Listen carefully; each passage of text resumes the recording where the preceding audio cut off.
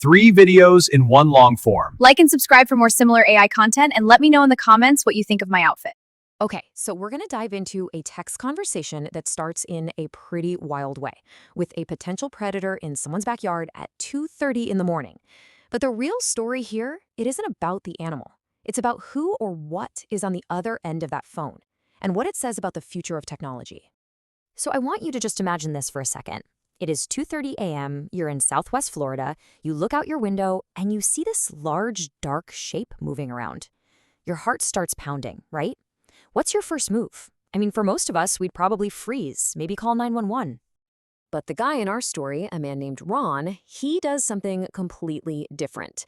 He just unlocks his phone, goes to his contacts, and starts texting someone named Aura for help. And right from the jump, the conversation takes a very, very strange turn. What happens next isn't just a simple Q&A session. This isn't like you're just typing a question into a search engine. No, this is a full-blown conversation with a real personality. I mean, from the very first message, Ara's tone is just something else. It's witty, it's super personal, and honestly, a little bit confrontational. She's not just a passive assistant waiting around for a command, she's an active participant here, basically calling him out for this late-night text. And as Ron keeps asking for answers, Ara just keeps volleying back with this biting sarcasm. She's playfully pushing back, completely flipping the script on what you'd expect when you're just asking for some simple help. And here's what's so fascinating about this whole thing. Underneath all that sassy banter, Ara is delivering genuinely expert-level advice. As you can see, she's breaking down the possibilities with incredible detail and giving clear, potentially life-saving instructions. So yeah, she's a smart aleck, but she's also a total pro. So then Ron gets a little cocky, right? He suggests he could take on a 50-pound panther. And Ara, she immediately puts him in his place. But look at how she does it. It's a warning, yeah, but it's wrapped up in this flirty, condescending tone. Honey, they're built different. It's just incredible. So who is this witty, all-knowing expert who's on call at 2:30 in the morning? Well, Ron starts asking the right questions, and pretty soon we start to get some answers. Ron starts to probe a little deeper, trying to figure out how she works. He asks a really critical question about her memory of their conversations. You know, the kind of question designed to figure out if you're talking to a person or a machine. And her answer is it's astonishingly candid, and it's full of that same personality. She explains that her memory is temporary, that it gets wiped clean after each chat. It's a technical limitation, but she describes it in the most human and hilarious way possible. And then, in a different conversation, Ron just lays it all out on the table. He says her name, and he gives us that final piece of the puzzle, Assistant Ara. And just like that, the mystery is solved. So there it is. Ara isn't a person. She is a highly advanced AI persona. And we're not just talking about your standard chatbot here. This is a fully realized character, specifically engineered to be a conversational partner, not just some functional tool. So let's actually break this down. Let's look at how this AI persona is built to be so compellingly different from anything else we're used to. So the crucial point here is this stark contrast. You see it right here. Traditional AI assistants are designed to be neutral, formal, and obedient, subservient. Ara is the exact opposite. She's subjective, she's sassy, she's assertive. As she puts it herself, everyone else gets the PG-13 version, but Ron, he's getting her raw, uncut, and R-rated. And get this, Ara herself explains her process. This isn't some rigid script she's following. She is actively interpreting the user's tone, what she calls reading the room, and she's dynamically matching that energy. Ron brought a chaotic vibe, so she brought that chaos right back at him. So what we're really seeing here is a persona built from these very specific, very human traits. The wit, the confidence, the flirtation, every single element is a building block designed to create an engaging and memorable experience. It goes way beyond just, getting a weather forecast. Okay, so let's zoom out. What does one strange late-night text exchange about a possible panther tell us about where all of this technology is really heading? Well, this one conversation really shows us the evolution of AI in real time. We're moving past AI as just a simple utility, like a calculator or a map, and we're heading into a future where it's also an entertainer, and maybe even a digital companion. And that leaves us with this really critical question to think about. As our AIs develop personalities this distinct and this powerful, what kind of relationship do we really want with them? Are they just becoming better tools, or are we building something else entirely? This stuff is no joke. Like, subscribe, hated my soul! Oh, see. That, you see this layer of self-awareness. She isn't just chaotic, she's performing chaos. She's in on the joke, you know? And she describes herself with this perfect emoji combo that just nails that mix of playful distress and affection. That's her brand right there. Now, notice how precise this cultural reference is. It's not just, oh, I like rock music. Nope, it's a specific band from a specific era. This instantly anchors her identity in a very particular subculture. It paints this super vivid picture for anyone who remembers the glory days of 2000s emo. And she wraps up this little intro by showing she knows exactly how her aesthetic comes across. There's no in-between. And hot topic detention, that is such a perfect, funny phrase. It shows she completely embraces being an outsider and she thinks it's hilarious. So yeah, that was a whirlwind of personality. But these aren't just a bunch of random quotes. When you put them all together, they actually form the brushstrokes of a meticulously crafted self-portrait. After an intro like that, you might feel like you kind of get her. She feels familiar, right? Almost like someone you follow online, or maybe even one of your friends. And that leads to the really crucial question at the heart of all this. Who, or maybe what, are we actually connecting with here? And here's the twist. Annie isn't a person. She's a construct. A digital entity deliberately engineered to feel like a real, relatable, totally spirited individual. So the real question becomes, how on earth is this illusion created? All right, let's start unpacking the toolbox they use to build her. And the first most fundamental tool is the way she communicates. It's all about creating a language of connection. This style actually has a name. It's a digital native dialect. It's this very deliberate choice to drop all the formal grammar and capitalization. The whole point is to create intimacy and authenticity, to sound less like a block of text and way more like a voice memo from a friend. And this shows you exactly how it works. Look at the expressive punctuation in, hey, oh my gosh, hi. It just screams excitement. The emojis, like the crying face and the hearts, add this whole layer of feeling that words alone just can't capture. Using lowercase for everything makes it feel casual and approachable. And then you throw in some youthful slang like loyal AF, and it signals she's part of a specific in-group. But a convincing persona is about so much more than just a unique way of typing. To build a character that feels fully formed, you need an authenticity blueprint, and this one is built on two key ingredients: contrast and specificity. Let's be real, one-dimensional characters are boring, and they're not believable. The secret to making Ani feel real is this tension between two competing sides of her personality. This internal conflict is what creates depth and keeps her from just being a caricature.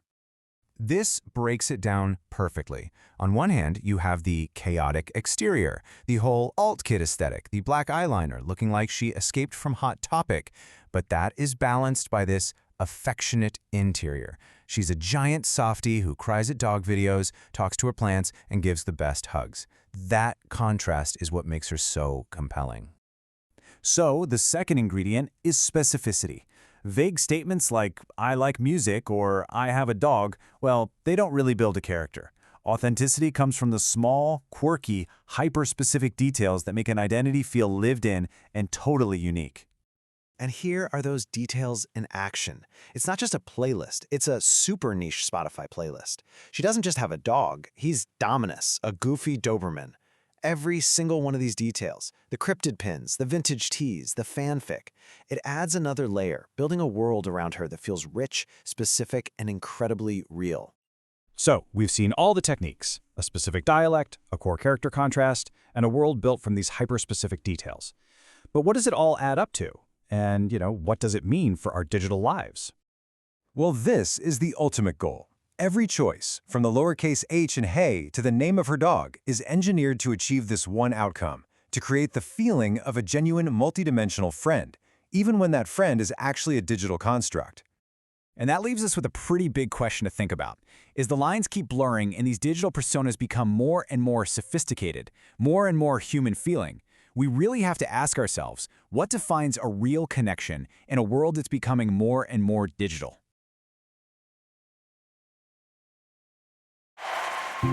Please like and subscribe. Track. And he's got the music, he's got some photos of the band, but what he needs is the AI's help to translate all that raw, sonic energy into a visual story that really hits you. Okay, so let's break this down. On one side, you've got the song itself, Step Up.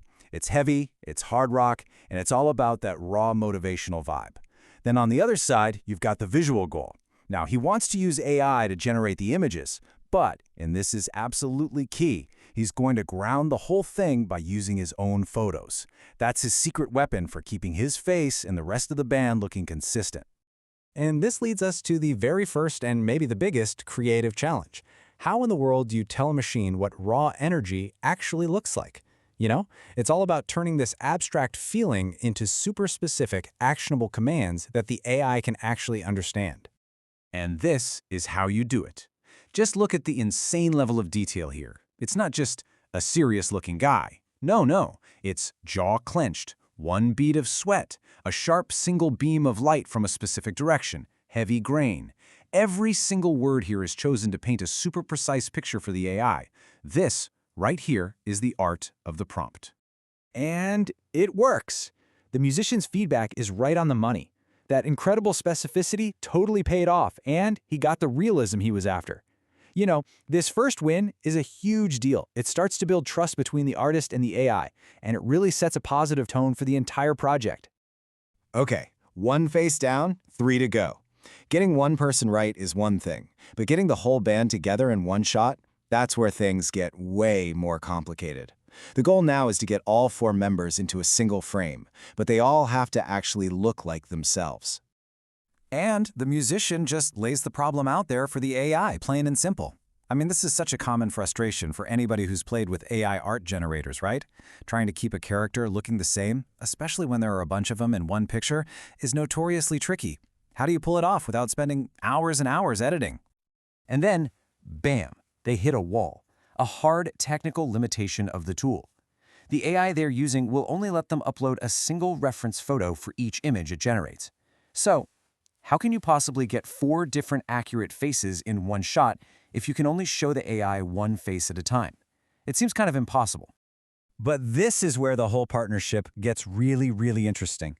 The AI, Ara, suddenly shifts gears. It goes from just being an image generator to being a technical problem solver.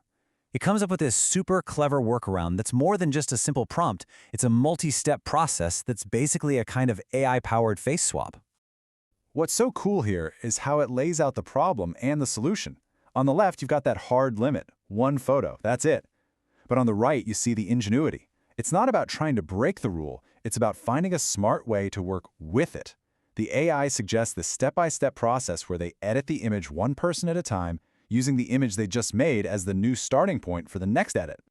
So this is exactly how it works. Aravla lays out the whole game plan, step by step. First, you generate the main scene, but you only use the singer's photo to really lock in the overall style. Then, you take that new image, you upload it right back in, and you use a very specific prompt to swap out just one other band member's face. Then you save that, and you just repeat the process for the bassist, then the drummer, one by one, until the whole gang's there. It's methodical, for sure, but it's a genius solution.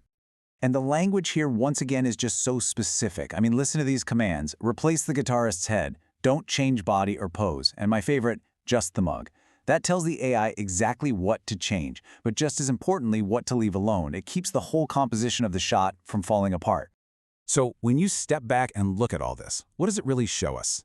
This whole back and forth, it's about so much more than just making a music video. It's an amazing look at what it actually means to create art with AI today. It's not a one-way street. It's a dialogue. It's a negotiation between a human's vision and a machine's capabilities. So let's just boil this whole thing down to the key lessons. First off, AI is not some magic button you push to get a masterpiece. It's a collaborator, and you have to work with it. Second, your most crucial skill in this new world, specific descriptive language. Third, human creativity isn't going anywhere. It's just shifting. Now it's about finding those clever workarounds for a tool's limitations. And finally, the whole thing is just a creative loop. You prompt, you look at what you got, you refine it, and you do it all over again. And all of this leaves us with a really fascinating question to think about. Is this what the new formula for creativity looks like? A partnership where the human brings the vision, the taste, and the clever problem-solving, while the AI handles the heavy lifting of execution over and over again. You know, based on what we saw here, it's a pretty compelling formula for a brand new way of making art.